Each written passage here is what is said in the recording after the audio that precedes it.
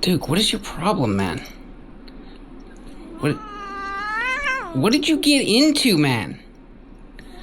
Somebody is... Yeah. Anyways, guys. What's going on? Welcome back to the channel. So, we've got some really good news here, besides Duke. I think he got into the kitty cabbage stash or something. He is, not right today. But yeah, anyways, guys, you're not gonna believe this. Like, you know, always in my life, right, whenever I needed a vehicle, I was always kind of like desperate, you know what I mean? Every single time, it's like, you lose your vehicle and you're desperate, you kind of need a vehicle to, like, do anything, you know what I mean? And especially dealerships, they can smell that, you know, and they take full advantage of it. And so do private sellers, you know what I mean? It's a game, I guess. So this time, I found myself on the other end of that. I still was a little desperate because I just lost my vehicle pretty much, or I was about to lose it.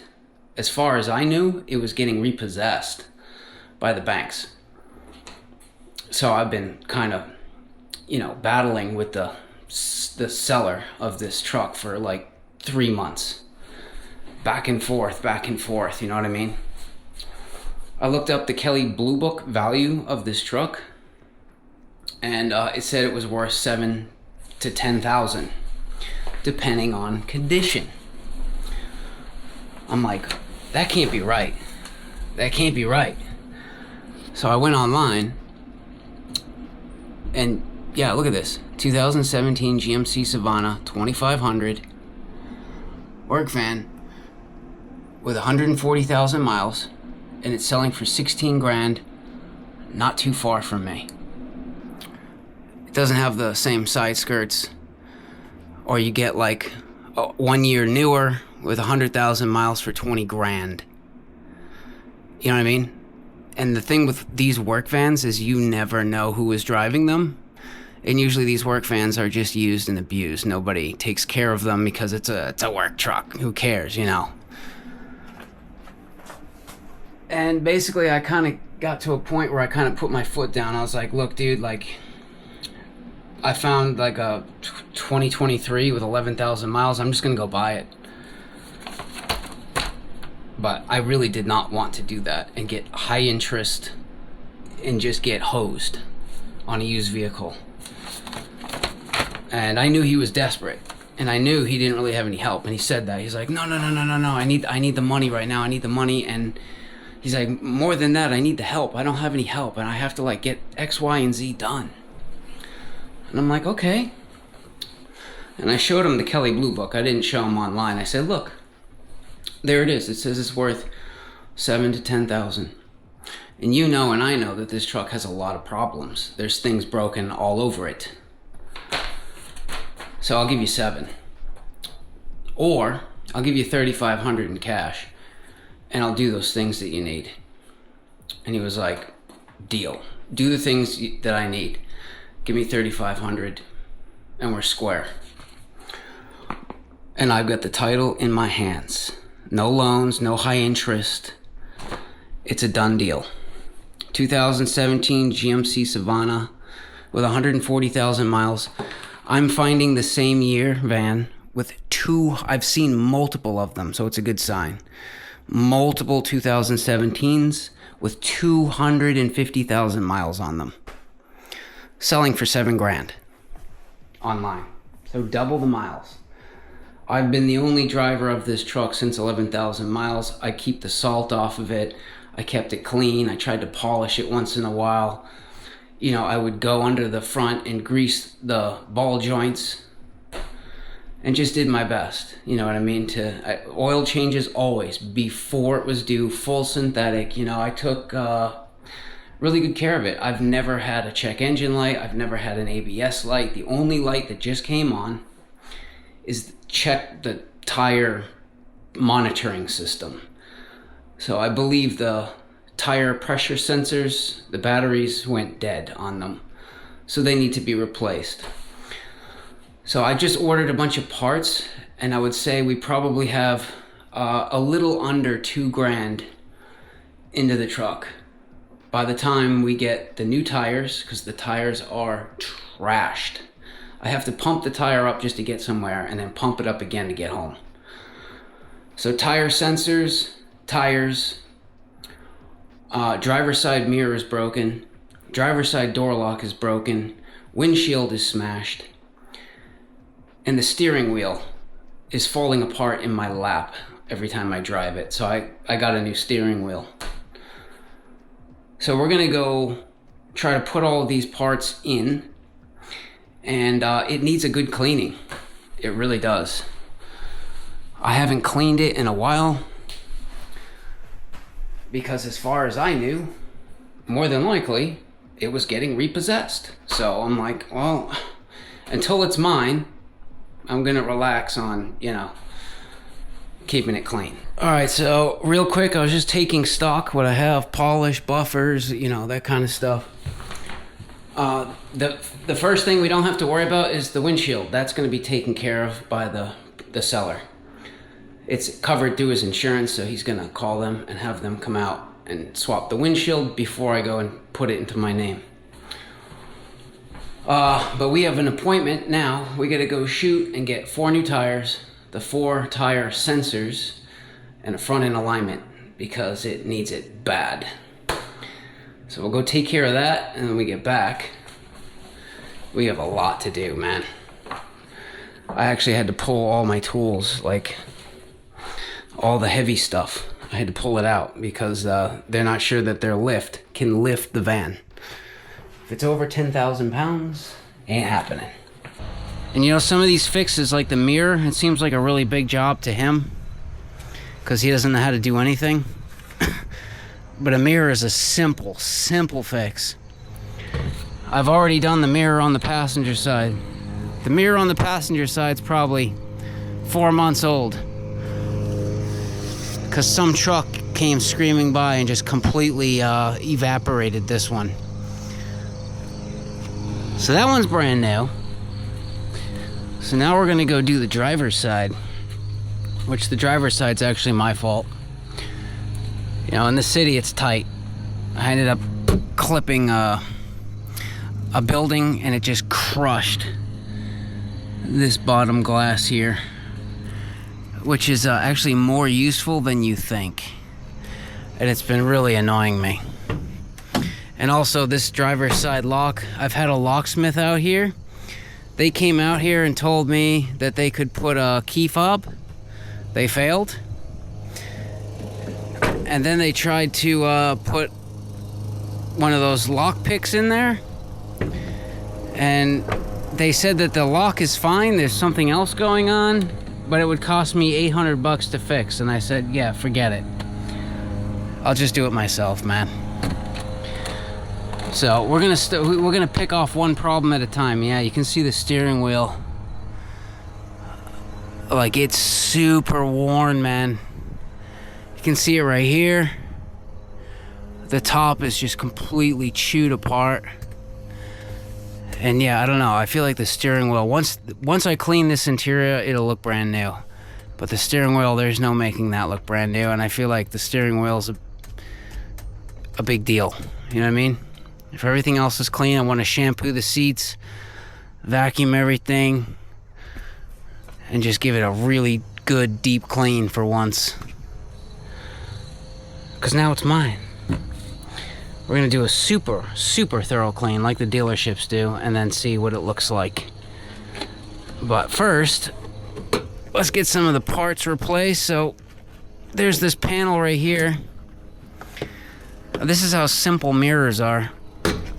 Yeah, you just yank that, put that to the side, and there's 1, 2, 3 nuts. Take that off, and the mirror falls off. Put the 3 nuts back on, and boom, new mirror. very nice, except it didn't exactly go like that. I dropped one of these nuts down inside the door. But, I mean, we kind of need to pull this apart anyways, right? So, it's not like a total failure. Look at this, like, gasketed seal. I don't know that I want to disturb as much of this as possible, but we need to figure out what is going on with that lock. So that should be somewhere in this vicinity. Anyways. Oh yeah. Can you see it? One small thing I noticed, this OEM, original manufacturer's equipment, dude, it's way heavier than the aftermarket. Like way heavier. Like noticeable. I wonder what is going on inside there that is, well, whatever. It was $50. So I think I'm going to start by unplugging the battery before I disconnect the airbag, just so it doesn't blow up in my face. Pretty much there's like these little holes on the sides, and you just come in and it pushes those little springy things so you can pull the airbag out. I think you just unplug it, but I'm afraid to, you know what I mean? Alright, well, we got all the wires unplugged. Nothing blew up. And then there was a nut here. And it looks like there's a little, yeah, see, there's a little detent right there. And there's an arrow. So right now I have the steering wheel locked. The tires are straight. And basically, when I put it back on, it should line up. So we want to make sure that that lines up with that. And everything looks good. So now, I think we just yank on it really hard, I think. Alright, well, you just gotta yank with all your might. And she comes right off.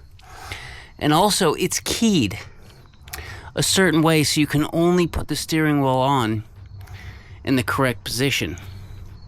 So now I want my cruise control back. You know what I mean? So we pulled the cruise control off of this one, and I pulled the plastics off of this one. The plastics in the back of the old one are fine because they don't get touched.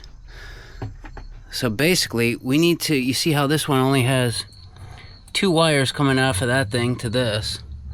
This one has the 2 wires coming to this and to this, which we need for the cruise control. So we just pulled 2 screws.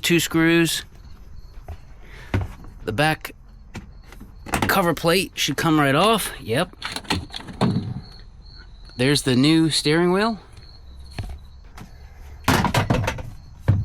And now we're going to take the old plastics and the old wires, put them back on this one, put it all back together,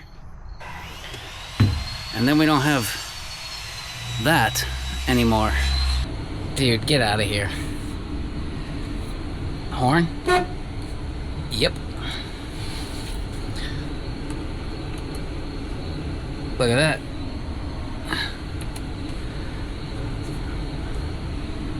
Looks brand new, baby. That was simple. Alright, now that we got the steering wheel and the mirror done, I pulled this door panel apart after the locksmith told me it would be $800. And before, you couldn't even turn the key to unlock. Now,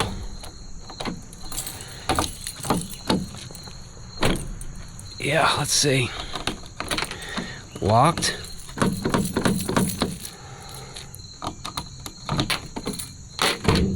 Unlock. Yeah, I feel like I still might need a slight, I don't think it's the lock. I think there's it's one of the linkage things. I don't feel like it's quite there yet, but it's at least working. So we're gonna call that good for now.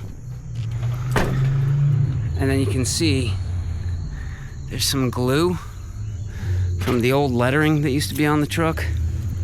I thought I got it all. Yeah, but apparently I did not. So I'm gonna spray on some goof off, try to get that off.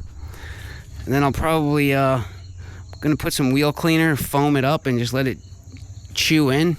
I think we're gonna start on just quickly vacuuming, cleaning the interior, getting all the tools back in, and then we'll clean the outside.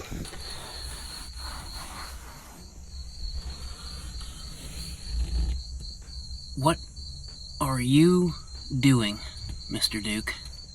All right, so I just took some hot, dish soap and water and just scrubbed everything down. I vacuumed first, but then after you scrub stuff down with the soap, it always like loosens stuff up and you find more. So I'm gonna vacuum one more time, go grab the shampoo machine, and do the seats. All right, we got the cheap little Hoover thing here. Pretty sure it still works. Let's give these seats a nice little clean. Let's see. Oh yeah, it works.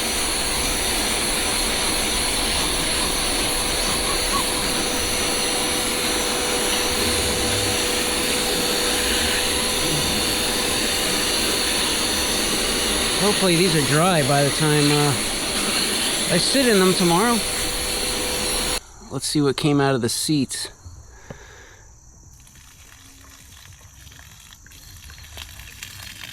Oh yeah, dude, look at that. Oh dude, it's like mud. That's crazy. The seats are looking fresh. And I just loaded all my tools back in. Now I think we're gonna pre-soak the wheels. I already got the goof off done. Yeah, I got some wheel and tire foaming cleaner. I'll let that soak in. We also got some trim and plastic restorer, some tire shine, and a ceramic coating, and some polish and buffer pads. This stuff is super expensive. It's like $50. But Chemical Guys, wash and wax, really good stuff. Some coverall, some, yeah, you gotta have the Rain-X. We got a chamois. I think I'm gonna quickly coverall everything in the front, close the doors, and then we'll start on the outside. So I realized I forgot to grab something. The clay bars. I used to have some, but I don't have anymore. It's always good to run a clay bar over the paint before you polish to get all those little embedded pieces out, but whatever, man. We're just gonna go for it. And I actually ordered this hose online and waited like a week for it. This is the Flexzilla. It's supposed to be, you can't tangle it. Like it won't, it'll never like pinch off on you. And this thing swivels. This little handle here.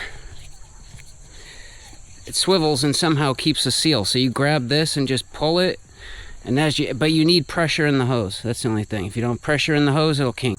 I just noticed this. My Atlas 46 sticker still looks good. That's the tool belt system that I have.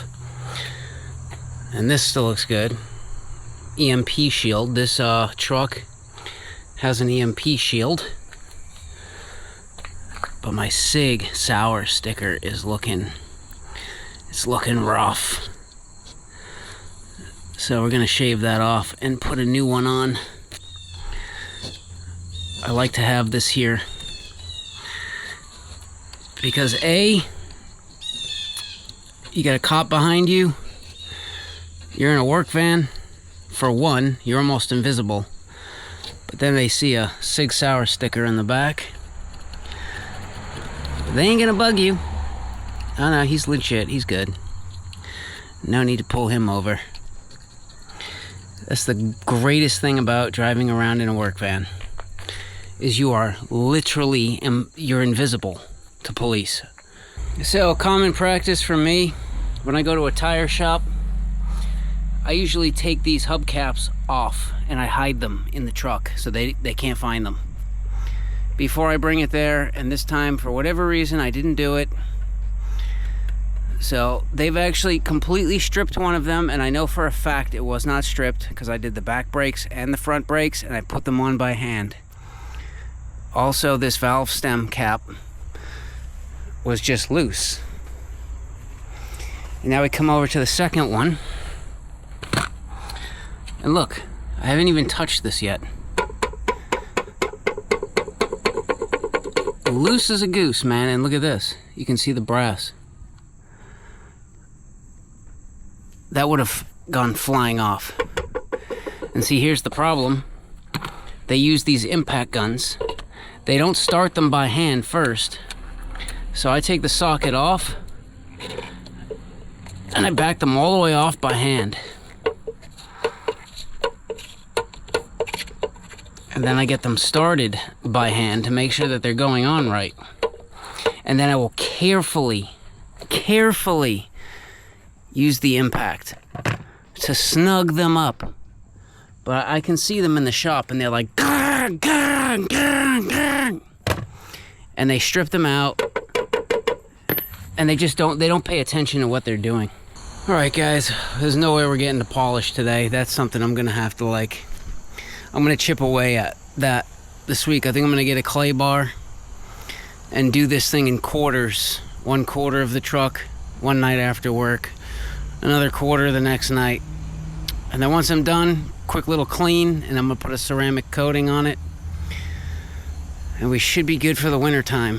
We'll need an oil change soon, but other than that, I do think, I do think that Mavis did a better job regardless, because you can see these are all brand spanking new weights.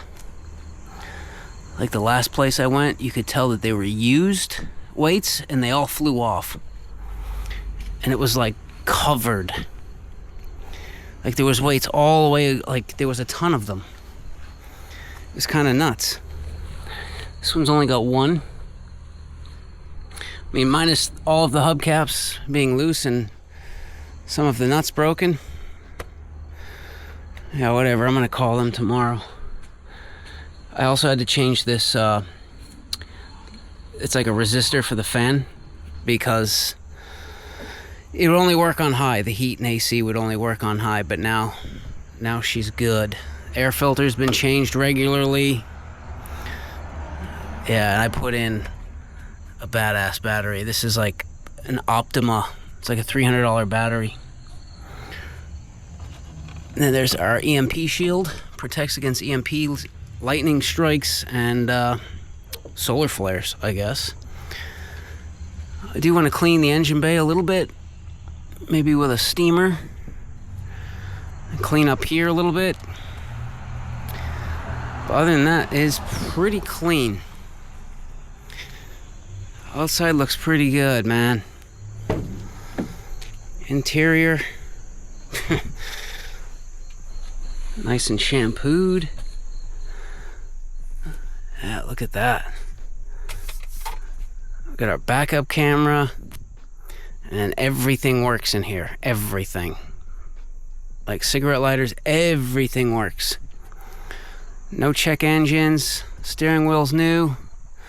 Windshield's being replaced this week. So I'm not going to clean all the glass until that's done. I do want to go around and wipe down the door jambs.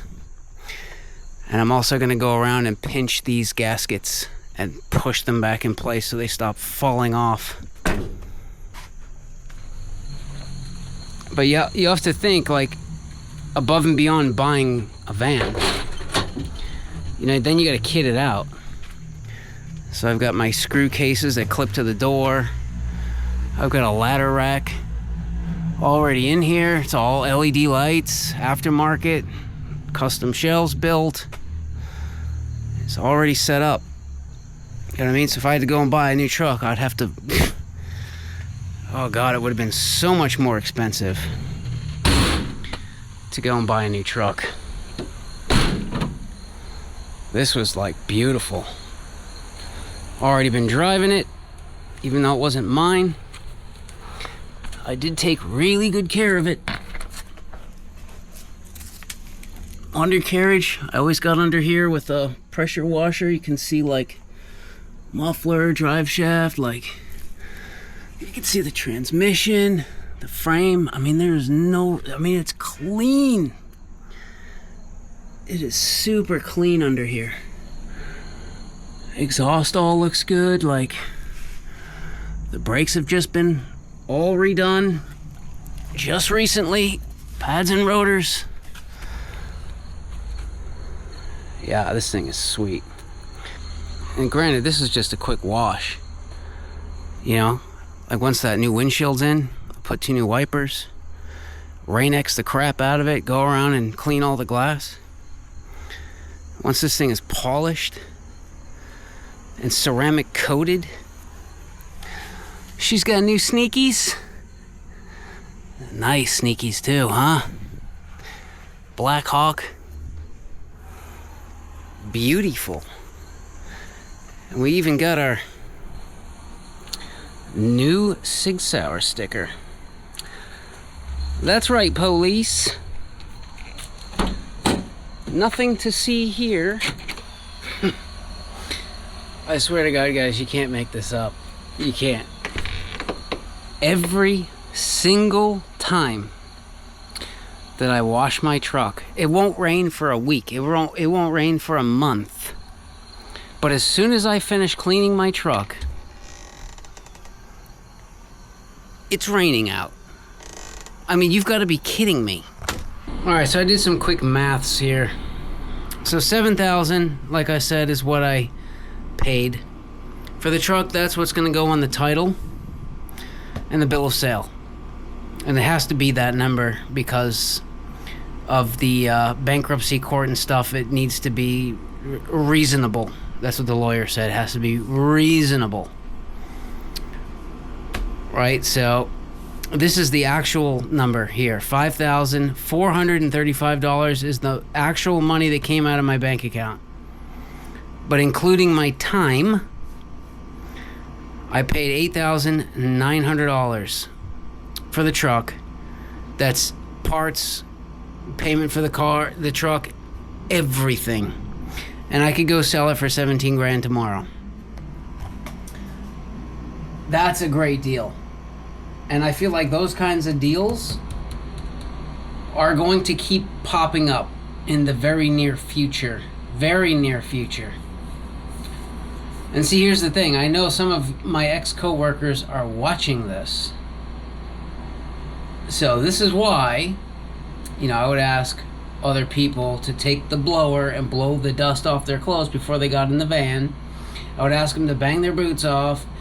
I would say, hey, don't lean the wood stock against the truck. I don't want it scratched. And they would look at me like I was nuts. It's a work truck. Who cares? It's not yours anyway. Like, I care. You want to know why? Because I used to drive around in a ship. I've been driving around in shit boxes my whole life. I had a 97 Dodge Dakota. I paid $3 grand for it. That I had to borrow that $3 grand just to get it. And I had to work off like it was crazy, the whole deal. I got hosed on that. And every single weekend, it was like something broke. I had to go get a part. And I would spend my whole weekend fixing the truck just to go back to work, and something else would break, and I'd spend the next weekend fixing the truck, and it was like a perpetual loop. And I just felt stuck. You know what I mean? If you're just working on your truck all the time, you don't have time to go do anything else in your life and try to propel yourself forward. Especially coming from like homeless or like sleeping on a curb like me, It's not easy digging your way out. It's definitely not easy, but like I just got tired of driving around shit boxes, wondering when it's going to break down next. So when I had the opportunity, like, hey, here's a company vehicle, it's brand new. I'm like, well, shit. This thing's brand new. I'm going to take really good care of this because I don't want to ever drive a heaping pile of shit around anymore. I'm too old for that shit now. I'm too old. And now, guess what? Yeah, I took care of a vehicle that was not mine, but now it is. So I'm glad I did what I did. And yeah, of course, I would love to go out and buy like a smaller, mid-sized truck that's brand new. Something a little smaller, a little zippier that I can zip around town and go get groceries and go do this and go out. Instead of driving around this big clunker, gas guzzling, like... And could I do it? Yeah, I could afford to do that tomorrow if I wanted to. I could go and pull some of my assets and go throw down a down payment and get some crazy interest rate and use my credit and get like a $50,000 truck tomorrow if I wanted to, but hell no. Hell no. Man, if you look into the system, the money, that's a horrible idea. You see some of the richest people out there, the richest people, they would have millions of dollars in their bank account. Millions in their bank account, but they're still driving a half broken down Honda Civic. How does that make any sense? Because they understood money. And see, here's the thing, like I've been hearing for months and months and months and months and months, the housing market's gonna crash. Like this is gonna crash, that's gonna crash. And well, just look what's going on in my neighborhood. That greenhouse there caught on fire, completely rebuilt, completely gutted and renoed. Boom. This house, it was a foreclosure, someone bought it, complete gut and reno, and they even went higher with it, and they're still finishing it up. That house, that dude is from the city. He's from Charlestown, Mass. He moved out of the city, came here, and it looks like he's done a full gut and reno. Like it seems to be a theme on the street. This guy bought the place, and I see him, I mean, he's a super cool dude. He's hard at it every single day. I see him doing renovation stuff inside his house. And then here I am. You know what I'm saying? Bought the place, and what am I doing? Full gut and reno. And see, here's the thing, right? My house, since I bought it, it's gone up 180 grand. And that's like, they don't even know that I've done anything here. The upstairs apartment, it's beautiful up there. And this apartment, I have 2 rooms left. Full gut and reno. You know what I mean? If I get this reappraised, I mean, as of now, with them knowing that I did nothing, I'm at $750,000 for this house. After they know that I actually did stuff and they get it reappraised, I mean, shit. You know what I mean? And I keep hearing, yeah, everything's gonna crash. Well, housing prices in this area, they keep going up, or they stay steady. And see, this is the thing. I feel like I got extremely lucky on my house, because every single house, my whole street, if you look at every single house on this block, they're all the same. They were all done by the same exact builder. They all used to have a garage in the back, and they're all like split right down the middle. It's like a 3-bedroom and a 3-bedroom. Right, and you can actually see in the back of my house, there's actually the old foundation right in the middle of my yard. There used to be a huge garage there. But obviously it's not there anymore. But like, my house is the only house that I can see on my whole street that I've had multiple. I had an addition on the front and 2 additions on the back left side, so that they were able to get a 1-bedroom, a 2-bedroom, and a 3-bedroom. So I have 3 units here. Everybody else on the street only has 2. So I have a high ticket item here on my street. A very high ticket item. And see, here's the thing. You know, I hear people calling for all these crashes and stuff, and it could totally happen. There could be a million different things that causes, the housing market to actually crash, or prices to actually start coming back down. But I don't know if everything is actually in a bubble. That's the thing. Because you look at, and I don't want to get too deep into it because I don't want the video to get taken down or anything. But if you look at the previous administration and what they were doing, it kind of seemed obvious that they were pushing towards a goal. And that goal is playing out. And it seems like the current administration is scrambling to try to fix it. And I don't know if it's possible. So I don't know that prices necessarily will come back down. I do think interest rates are going to go down for a little bit, and then they're going to go back up. And you would say, well, it's supply and demand, right? So if there's no demand, prices will drop. That might be true to an extent. Like, that might be true. But what if the currency is failing faster? Prices are going to keep going up, even though there's no demand. I don't know. I could be wrong on that, but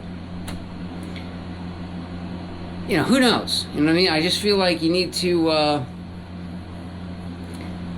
really look into the system, follow people you trust, do your own homework, be smart, wait for good deals, and jump on them. That's all I'm saying, I guess. Yeah. But anyways, guys, see you later.